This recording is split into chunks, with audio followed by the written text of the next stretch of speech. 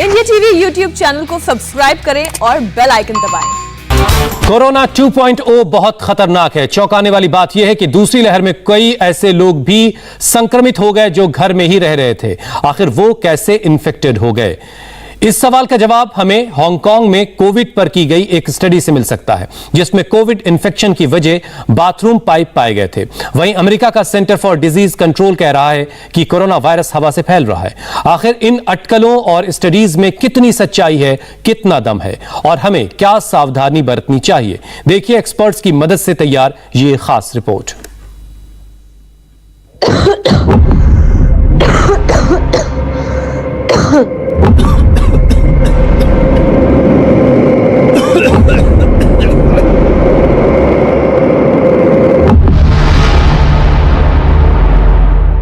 Hong Kong की इस खबर ने पूरी दुनिया में सुर्खियां बटोरी थी। खबर ही ऐसी थी, एक बहुमंजिला इमारत में एक दूसरे से 10 मंजिल दूर रहने वाले लोग कोविड-19 पॉजिटिव हो गए। हांगकांग के हेल्थ डिपार्टमेंट ने अपनी जांच में पाया था कि कोरोना का यह संक्रमण बिल्डिंग के सीवेज पाइप से फैला था।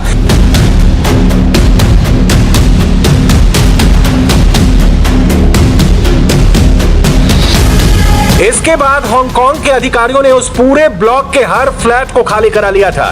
सबके कोविड टेस्ट कराए गए। हांगकांग में जो कुछ हुआ उससे पूरी दुनिया परेशान हो गई। पहले आप पूरी खबर जानिए।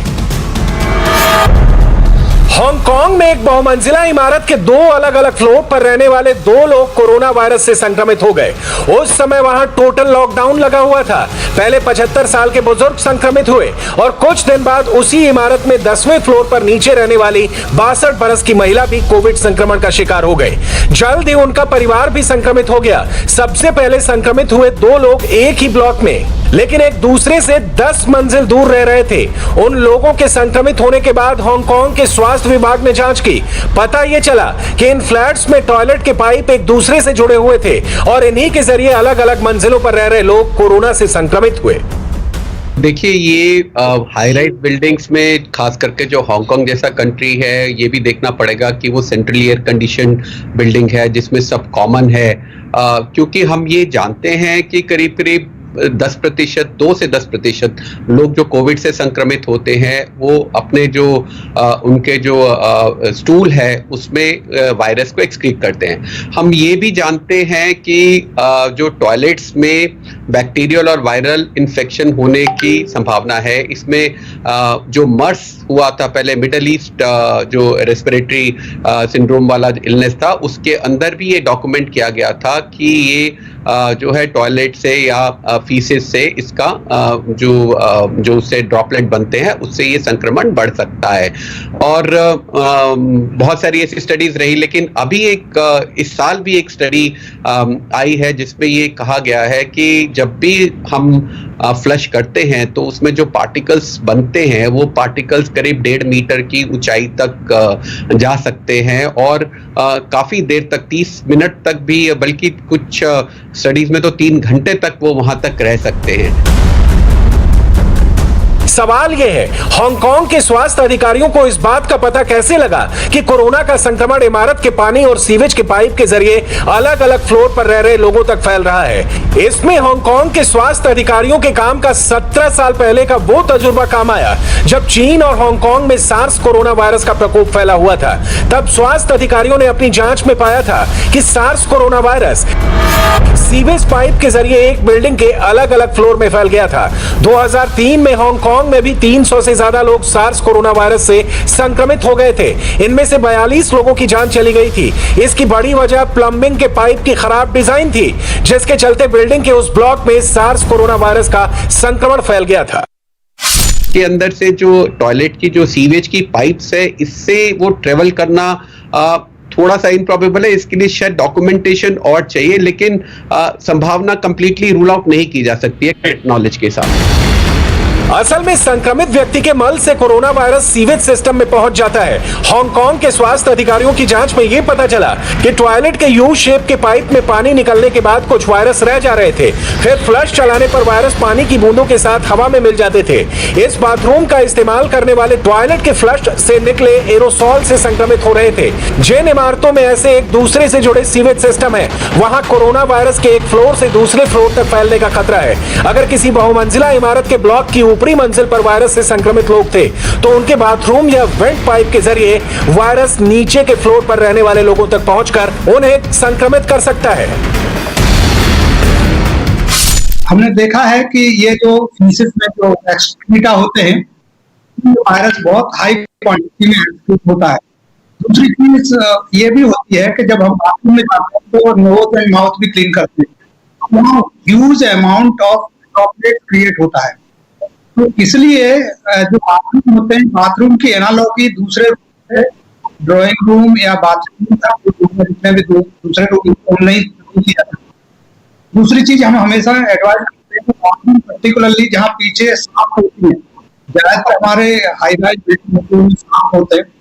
कुछ बिल्डिंग ऐसी होती है जिनमें 3 साइड या 2 साइड ओपन होते हैं, बट मोस्टली जो होती है वो उनमें साफ्ट होते हैं बीच में, तो साफ्ट फैन भी देर तक रह सकता है ड्रॉपलेट के थ्रू। तो हम फ्लश करते हैं तो वहां पर उससे भी टॉयलेट से जो जनरेट ड्रॉपलेट होती है, तो बाथरूम और पर्टिकुलरली जब हम टॉयलेट की बात करते हैं तो वहाँ बहुत सारे लोग आते हैं और हर आदमी जल्दी जल्दी उसमें एक के बाद दूसरा आना चाहता है, तो टाइम भी नहीं मिलते हैं, जो यूवी लाइट वगैरह नहीं होती है, तो वहाँ साइड कोई प्रोसीजर नहीं होता। तो जो पब्लिक टॉयलेट है वो सोर्स हो सकते हैं। इस बार बहुमंजिला इमारत में वायरस का संक्रमण मिलने के बाद हांगकांग के अधिकारियों ने वहां रह रहे लोगों को कुछ सावधानियां बरतने को कहा, जैसे कि अपने बाथरूम के पाइप की नियमित रूप से सफाई करें, बाथरूम पाइप के लीकेज होने पर उसे तुरंत बंद कराएं, फ्लश करने से पहले टॉयलेट सीट को ढक दें। ये बात हमारे देश के उन लोगों के लिए भी अहम है जो किसी हाई राइज बिल्डिंग में रहते हैं, उन्हें भी ये सावधानियां बरतनी चाहिए। पिछले दिनों अमेरिका के सेंटर फॉर डिजीज कंट्रोल और मशहूर वैज्ञानिक पत्रिका लैंसेट ने कहा था कि अब कोरोना वायरस हवा से भी फैल रहा है। भारत में भी वायरस एक्सपर्ट्स ने यह कहा था कि लोगों को अब अपने घर में भी मास्क पहनना शुरू कर देना चाहिए। हवा से कोरोना वायरस फैलने का मतलब क्या है, पहले वो समझिए। जब सेंटर फॉर डिजीज कंट्रोल ये कहता है कि कोरोना वायरस हवा से फैलता है, तो उसका मतलब है कोरोना वायरस हवा में मौजूद कणों से भी फैल सकता है। यह संक्रमित व्यक्ति की छोड़ी हुई सांस और कफ की बारीक बूंदों से फैलता है। असल में बात करने, सांस छोड़ने, छींकने, खांसने से संक्रमित व्यक्ति से वायरस बाहर निकलता है। डॉक्टरों की भाषा में कहें तो इन्हें माइक्रो ड्रॉपलेट या एरोसॉल कहा जाता है, क्योंकि ये बेहद महीन कण होते हैं। ये इतने छोटे होते हैं कि आराम से हवा में उड़कर एक इंसान से दूसरे इंसान तक जा सकते हैं और दूसरे को संक्रमित कर सकते हैं। ये हल्की बूंदें कमरे में मौजूद दूसरे लोग सांस के साथ अपने अंदर लेकर वायरस से संक्रमित हो सकते हैं। ये एरोसॉल 6 फुट तक हवा में तैर कर जा सकते हैं। बंद कमरों या जगहों पर इसका खतरा ज्यादा होता है, खुले में ऐसे एरोसॉल से संक्रमण कम फैलता है। क्लोज वेंटिलेशन यानी जहां पर सेंट्रलाइज एसी सिस्टम से एक बड़े इलाके को ठंडा किया जाता है, जैसे मॉल, सिनेमा हॉल या ऑफिस, वहां भी सांस से निकले छोटे कणों या एरोसॉल से कोरोना का संक्रमण फैल सकता है। हवा से फैल रहा है, नहीं फैल रहा है, ड्रॉपलेट है, एरोसोल है, ये जो है डिस्कशन जो है बहुत समय से चल रही है। जब से कोविड आया है तो बार बार पहले ये कहा गया कि ये ड्रॉपलेट है, एयरबोर्न नहीं है, लेकिन अब जो क्योंकि हम इससे जूझ रहे हैं तो इससे लगातार हमारी इंफॉर्मेशन और हमारा डेटा जो हमें मिल रहा है उससे करंटली जो है बहुत चीजें ये सजेस्ट करती है कि एयरबोर्न है। और दूसरी बात ये भी है कि इससे हमारे जो रिएक्शन में या हमारे बिहेवियर में या हमारी अप्रोच में क्या फर्क पड़ता है। अब जो आपने ये बात कही कि टॉयलेट से, जो अभी आपने थोड़ी देर पहले बात कही कि है वो भी हवा से ही फैल रहा है, क्योंकि अगर वो टॉयलेट में जब हम फ्लश करते हैं और उससे जो वो एरोसोल बनते हैं वही हम वहां भी यही बात कर रहे हैं कि हवा से फैल रहा है। शुरू में आपको याद होगा कि क्वायर्स में, म्यूजिक हॉल्स में, इवन चाइना में पहले एक बस में कई जगह ऐसा सुपर स्प्रेडर इवेंट हुए जहां पे कि कई लोग जो बहुत दूर थे एक सुपर स्प्रेडर से वो लोग अफेक्टेड हुए। तो ये कहीं ना कहीं सबके दिमाग में चल रहा था कि क्या ये हवा से संक्रमित हो रहा है। और जब ये होना शुरू हो गया कि जो लोग आपसे फिजिकली डिस्टेंस्ड हैं, जो लोग आपके पास में नहीं आए हैं, जब उनको इन्फेक्शन शुरू हुआ तब ये बात धीरे धीरे सिंक इन करने लग गई कि ये हवा से संक्रमण हो रहा है। क्योंकि अगर वो सिर्फ ड्रॉपलेट से होता है तो जो व्यक्ति आपसे दूर है उसको इन्फेक्शन नहीं हो सकती, या जो आदमी दूसरे कमरे में है। और हमने ये देखा कि अब स्टडीज में कि एयर कंडीशनिंग डक्ट्स के अंदर वायरस पाया गया, उसके फिल्टर के अंदर वायरस पाया गया, और ऐसी बहुत सारी जो एविडेंस इनडायरेक्टली मिले जिससे साइंटिस्ट ने ये अनुमान लगाया है कि डेफिनेटली इसमें एयरबोर्न का रोल है। अमेरिका के सेंटर फॉर डिजीज कंट्रोल ने ये बातें मशहूर वैज्ञानिक पत्रिका लैंसेट के हवाले से कही थी, जिसने कोरोना वायरस पर लेटेस्ट रिसर्च प्रकाशित की थी। वायरस के एयरबॉर्न होने या हवा में फैलने का मतलब ये नहीं कि कोरोना वायरस हवा में बचा रहता है। मतलब ये कि संक्रमित लोगों के बोलने, खांसने, छींकने या गाने से कुछ बेहद बारीक बूंदें निकलती हैं जो हवा में तैरकर दूसरे लोगों तक पहुंच जाती हैं।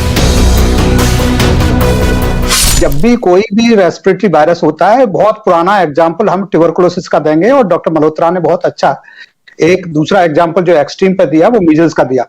दोनों का बड़ा एक फंडामेंटल होता है कि जब भी हम घर में रहते हैं तो घर में सारी विंडो खोलें और हवा का जितना सर्कुलेशन होगा वो हमारे लिए कम से कम इन्फेक्शन लेके आएगा। क्लोज्ड की बात है, जहां का स्पेसिफिक क्वेश्चन है एयर कंडीशन का, ये बहुत सारे लोगों का क्वेश्चन है। विंडो एसी एंड कूलर ये दोनों बिल्कुल सेफ हैं, अपने अपने रूम में लगा सकते हैं, उसमें कोई इशू नहीं है। जहां तक सेंट्रल एरिया में है और अगर उसमें यूवीजीआई लगी हुई है या फिल्टर, प्लाज्मा फिल्टर लगा हुआ है तो वो भी सेफ हो सकता है। लेकिन प्रीफरेबली ये रहेगा कि आज की डेट में जिस तरह से ये म्यूटेंट वायरस और जिनकी इन्फेक्टिव डोज बहुत कम है कंपैरेटिवली, जैसा कि हम देखते थे पुराना बाइल जो ओरिजिनल वायरस आया था उसके कंपैरिजन में इसकी जो इन्फेक्टिव डोज बहुत कम है। तो हम एडवाइज यही करेंगे कि कोशिश करें कि कूलर से काम चलाएं या जो विंडो एसी से काम चलाएं।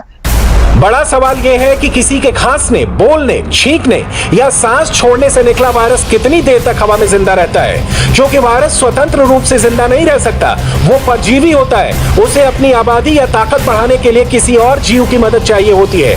वायरस के हवा में एक्टिव रहने का समय टेम्परेचर और नमी पर निर्भर करती है। तमाम वैज्ञानिक रिसर्च कहती है कि कोरोना वायरस ठंडे और कम नमी वाले माहौल में ज्यादा देर तक एक्टिव रहता है और लोगों को संक्रमित कर सकता है। कोरोना वायरस श्रीलंका में पाया गया वेरिएंट हवा में 24 घंटे तक एक्टिव देखा गया। हालांकि इतने समय तक वायरस तभी हवा में बचा रह सकता है जो जगह बंद हो, जहां वेंटिलेशन अच्छा ना हो। जो कोविड का वायरस है वो उसमें R0 2.5 के आसपास है, और हम ये जानते हैं कि minority of patients cause majority of infection. तो हर आदमी इक्वली इफेक्टिव नहीं है, हर एक आदमी में वायरल लोड ज्यादा नहीं है। तो अदरवाइज जैसे हम घबराते, पैनिक करते कि एयरबोर्न हो गया, अब तो पूरा भारत बिल्कुल किसी टाइम में इन्फेक्ट हो जाएगा। ये अब दिखाया गया कि कुछ सुपर स्प्रेडर्स ही हैं जिसको तेजी से बढ़ाते हैं, और इसीलिए शायद इसका मैग्नीट्यूड इतना नहीं है जितना किसी एयरबोर्न इन्फेक्शन जैसे मीजल्स है उसमें होता है। लेकिन उससे ये जरूर है कि अगर ये हमें लगना शुरू हो गया कि एयरबोर्न है, तो अब जो मास्क की, डबल मास्क की, प्रॉपरली फिटिंग मास्क की, इंडोर क्राउडिंग नहीं करने की, एयर कंडीशनिंग की, इस सब की इंपॉर्टेंस बहुत ज्यादा बढ़ जाती है। इसलिए इसका थोड़ा संज्ञान लेना जरूरी है। एक्सपर्ट लगातार ये कहते आ रहे हैं कि कोरोना वायरस को मास्क, सोशल डिस्टेंसिंग, आइसोलेशन और वैक्सीनेशन से ही हराया जा सकता है। हांगकांग के तजुर्बे से साफ है कि हमें अब इसमें बाथरूम पाइप की लीकेज प्रूफ रखने और टॉयलेट सीट ढक कर ही फ्लश चलाने की सावधानियां भी जोड़ लेनी चाहिए।